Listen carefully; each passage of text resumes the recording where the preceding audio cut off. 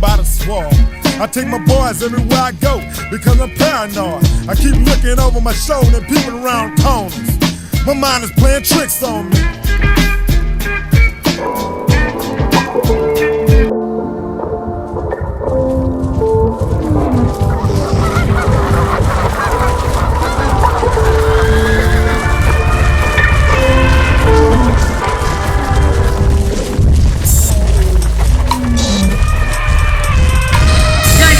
Just keep getting worse. We are seeing high winds, soaring temperatures, flames like this.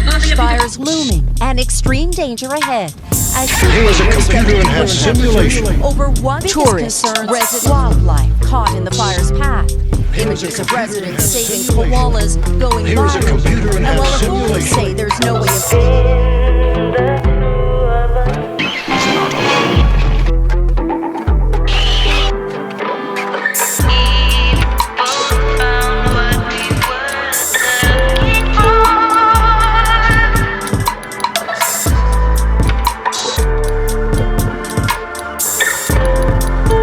Here is a computer-enhanced simulation.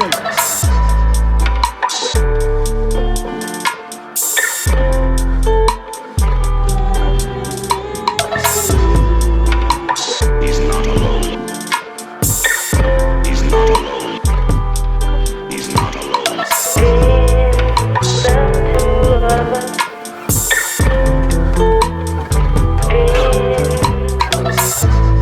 He's not alone.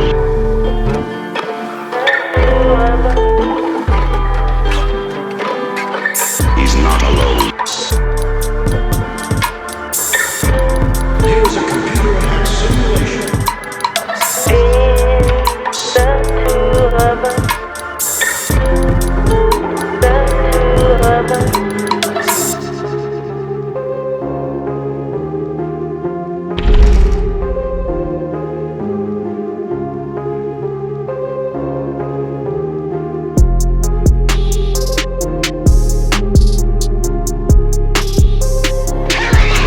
In that its tilt doesn't change very much. Earth has a very large moon, which stabilizes its tilt. Mars has two tiny moons, and so its tilt changes much more dramatically. The next effect is the distance from the Earth to the Sun. The Earth's orbit is not a circle, it's an ellipse. Every 4th of July, we celebrate aphelion, the day that the Earth is farthest from the Sun. Then in January, the Earth moves closest to the Sun. Now the planets Jupiter and Saturn both nudge the Earth, causing its orbit to shift slightly, becoming either more oval or more circular. This happens over a period of 100,000 years. This effect is wildly exaggerated in this diagram. It actually looks more like this. You can barely even see that the distance to the Sun is changing, but this subtle change has important consequences for our climate. Earth as a whole receives 6% more sunlight during January than it does in July. The seasons change because the North Pole sometimes tilts towards the Sun and sometimes tilts away. The change in the distance to the Sun, this works against the change in the seasons. This moderates the seasons in the north, since the Earth is furthest away in July. But this was not always true. The Earth's axis is moving in a circle. It's spinning like a top. This is called precession. In fact, I made an entire video about this. And what this means is that 13,000 years ago, the tilt of the Earth was reversed. When the Earth was closest to the Sun, it was summer in the north. The distance change didn't oppose the seasons, it amplified seasons, making them more extreme. Now, warmer summer means more melting. More melting means less reflection, which means the climate as a whole is warmer.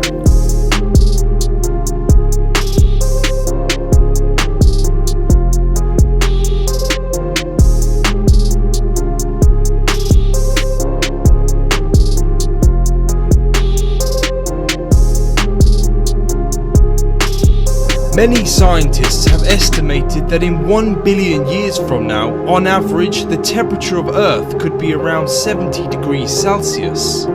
If they are correct, then over time animals and plant life would likely perish due to this increased heat.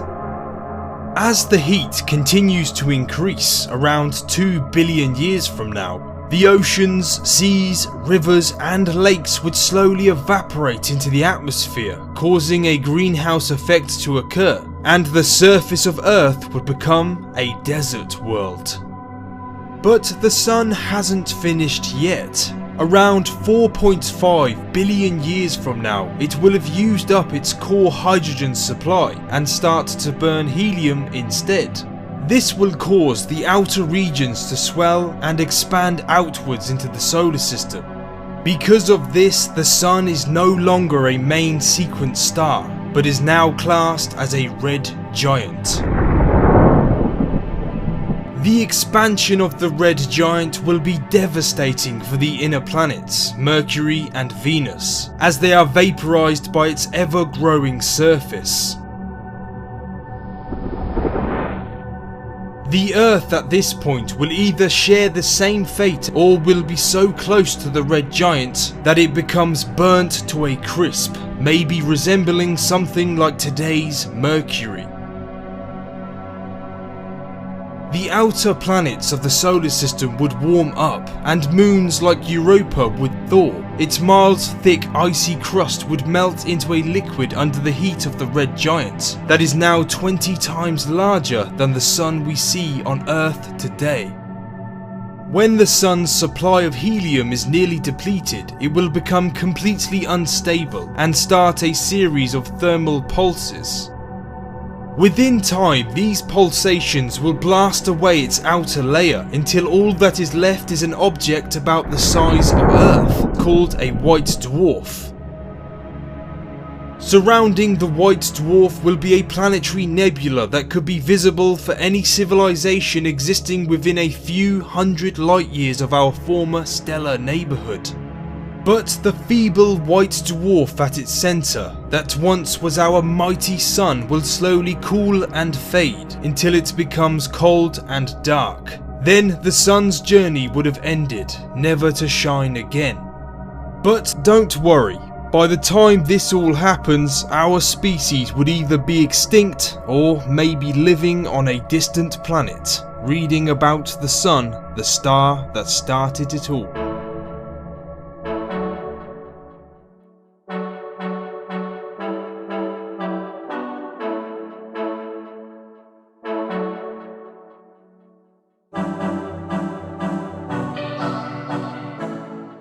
And there appeared another wonder in heaven.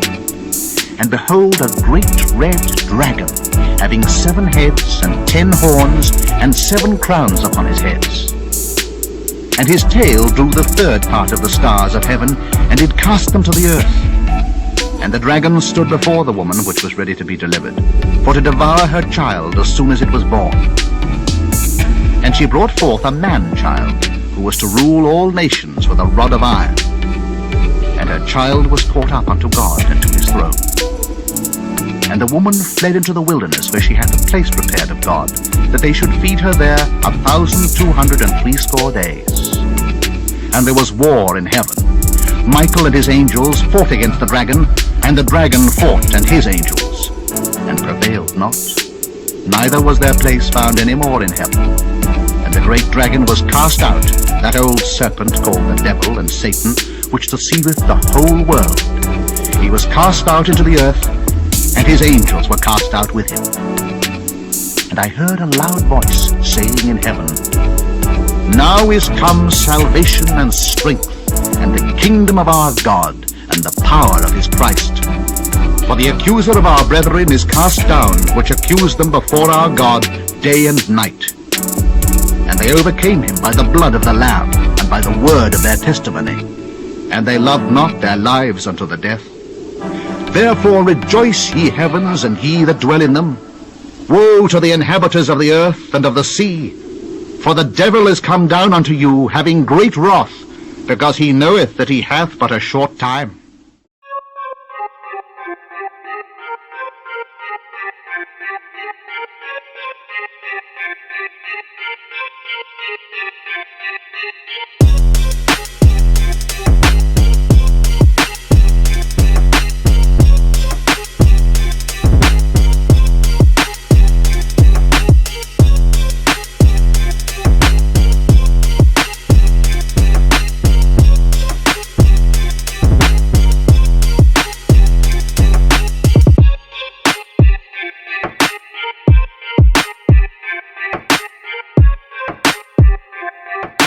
When we look at other galaxies, we'll see them coming in toward us on a collision course.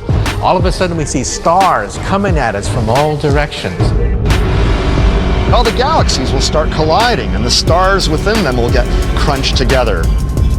The stars will collide, the planets will collide, planets will get swallowed by stars. All of a sudden temperatures begin to rise.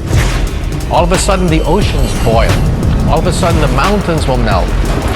Oh man, it's going to be chaos. It's going to be pandemonium. And the universe itself begins to reach blisteringly temperatures. All intelligent life must die because we'll all be incinerated. The universe ends with a bang in a cosmic fireball. This is the vision of the apocalypse, according to a theory known as the Big Crunch.